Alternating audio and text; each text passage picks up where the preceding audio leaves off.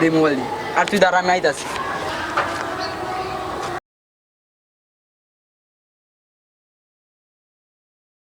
তাহলে আপনি আমাদের সাথে 20% শেয়ার থাকবেন। ঠিক আছে। আমার একজন মারছে। কে মেরেছে তোমাকে? যে রোয়া দেয়। চলো দেখি। মালিক সাহেব, আমি আপনার সাথে পরে কন্ট্যাক্ট করবো, কেমন? ঠিক আছে।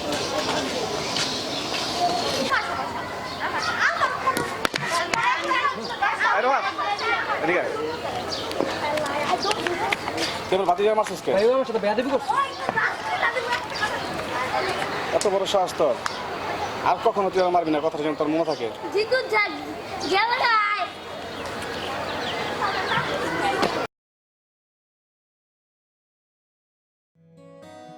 গতকালকের ঘটনাটি সবাই টুটুল ভাইকে জানায়।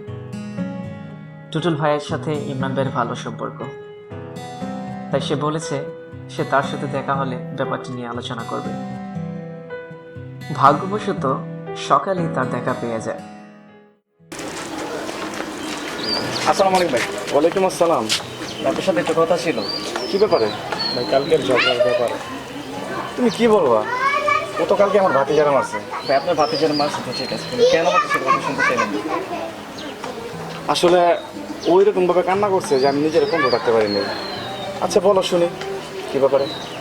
আসলে ঘটনাটা হচ্ছে ভাই, কালকে ওরা সবাই একসাথে কান্না করছিল। এলাকার প্রভাবশালী পরিবারগুলোর মধ্যে রিয়নদের অনেক নাম। ইমরান চেয়ারম্যান সাহেবের বড় ছেলে, তাদের টাকা ক্ষমতা সবই আছে, শুধুমাত্র সাধারণ মানুষ তাদেরকে পছন্দ করে না।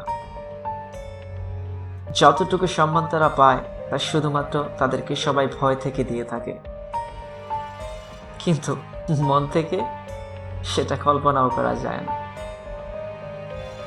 আমাদের সমাজগুলোতে এমন পরিবার অনেকই আছে। সত্যি কথা বলতে গেলে আপনি তাদেরকে সমাজের বাইরে ভাবতে চান, কিন্তু বাস্তবতা হলো আপনি চাইলেও পারেন না। যাই হোক, প্রতিদিনের মতোই সেদিনও সবাই মাঠে খেলছিল। রোহাত ছিল তাদের মধ্যে সবার বড়, ভদ্র ছেলেদের মধ্যে একজন সে। হঠাৎ করে রিয়ন আসে, আর ঘটনাটা ঘটেছিল ঠিক এভাবে।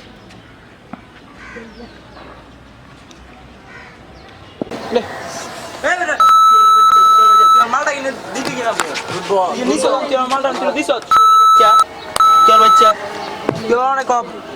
কবে দিবি? খালি কম বিয়ন তুই এখান থেকে গিয়ে গালালি কর। কেন ব্যাগ তো সমস্যা? হ্যাঁ আমার সমস্যা, তুই এখান থেকে যা। চুপ থাক।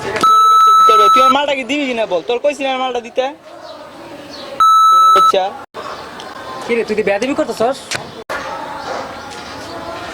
কেন ভাই, আপনার সমস্যা? মারবেন? এখান থেকে কোনো ফোন করনি ভাই দেখি তো। আসলো তো, আমি ফোন কল নেই। তাহলে কি তুই এগুলো ইচ্ছা করতেছস? কেন আপনি মারবেন?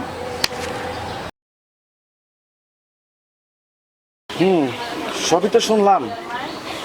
আচ্ছা দেখি কি করা যায়।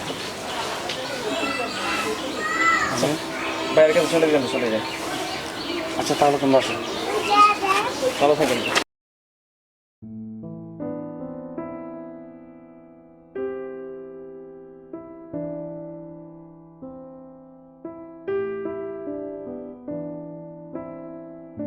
কি ব্যাপার ইমাম সাহেব? হ্যাঁ? আপনার কি কোনো সমস্যা আছে? আপনার খেয়াল করেন না কথা বলছি? না ঠিক আছে, সমস্যা নাই, আমি আগামীকালকে সমস্যা থাকবো। মানে আমাদের গ্রামের ভিতরে একটা জায়গার ঝামেলা আছে, ওখানে আপনার বড় সালিশ হিসাবে সেখানে থাকতে হইব। জায়গার একটা মাপ আছে বড়, সেখানে থাকতে হইব। পারবেন তো? আচ্ছা রতন সাহেব, আমি আপনার সাথে পরে কথা বলবো, আর আমি কালকে ইনশাল্লাহ অবশ্যই থাকবো। ওকে, থাকবেন তো? অনুশোচনা মানুষেরই হয়, অমানুষের ভিতরে অপরাধবোধ কখনোই কাজ করে না। ইমরান সাহেব এবার অপরাধবোধে লজ্জিত অনুভব করতে লাগলেন।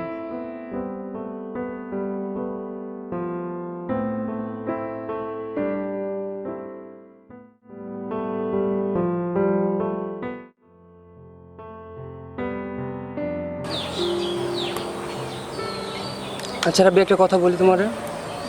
জি ভাই বলেন। কালকে যে ইমরান ভাই আমাকে মারলো, আসলে কি আমার দোষ ছিল এখানে? না, সেখানে আপনার দোষ ছিল না। রিয়ন তো বেয়াদবি করছে, সেই জন্য আপনি ওকে মারছেন। দোষটা তো রিয়নেরই। সত্যি কি রিয়নের দোষ ছিল? হ্যাঁ, আমরা তো ওদিক ছিলাম, আমরা তো দেখছি কি ঘটনা হয়েছিল। সত্যিই যদি রিয়নের দোষ থাকতো তাহলে তো আর ইমরান ভাই আমাকে এসে শুধু শুধু মারতো না। ওনারা তো জমিদার মানুষ, তারা অনেক বড় লোক, তাদের পাওয়ার আছে।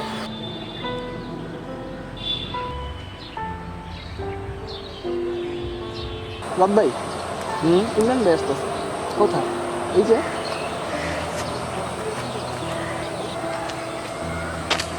আসসালামু আলাইকুম ভাই। ওয়ালাইকুম আসসালাম। আলিয়ান মাপচার কাছে। ভাই মাফ করে দিন, আমার ভুলে গেছি। কি বলো তোমাকে? আচ্ছা রাত, আসলে সেদিনকার ব্যাপারটা ভাই আমি খুব লজ্জিত ভাই। আসলে তোমার এই ব্যাপারটা অনেক আমার বলছে যারা এখানে ছিল।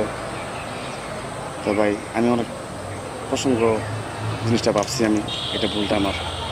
তুমি ভাই কিছু মনে রাখো না ভাই। না ভাই, কি বলুন ভাই, আপনি আসেন, এটাই বেশি। তুমি ভাই আপনি আমার ক্ষমা করো ভাই। আর তুমি ভাই আমার কি ছোট বলুন ভাই, ভাই আপনি? ঠিক আছে?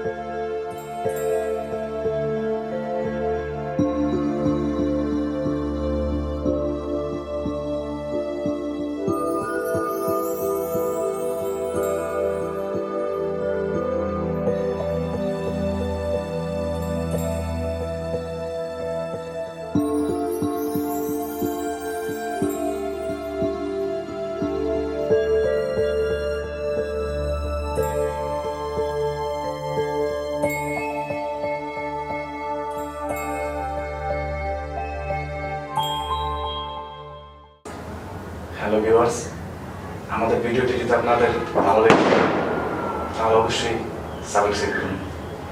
সেই সাথে আপনারা চাইলে আমাদের ফ্যান পেজকে ফলো করতে পারেন। আমাদের ফেসবুক প্রোফাইলের ফ্যান পেজ আমরা নিচে দিয়ে দিয়েছি। আশা করি আমাদের সাথে থেকে আমাদের সাহায্য করবেন। অবশ্যই একটি লাইক দিবেন। আর সেই সাথে শেয়ার করতে ভুলবেন না। ধন্যবাদ। ধন্যবাদ।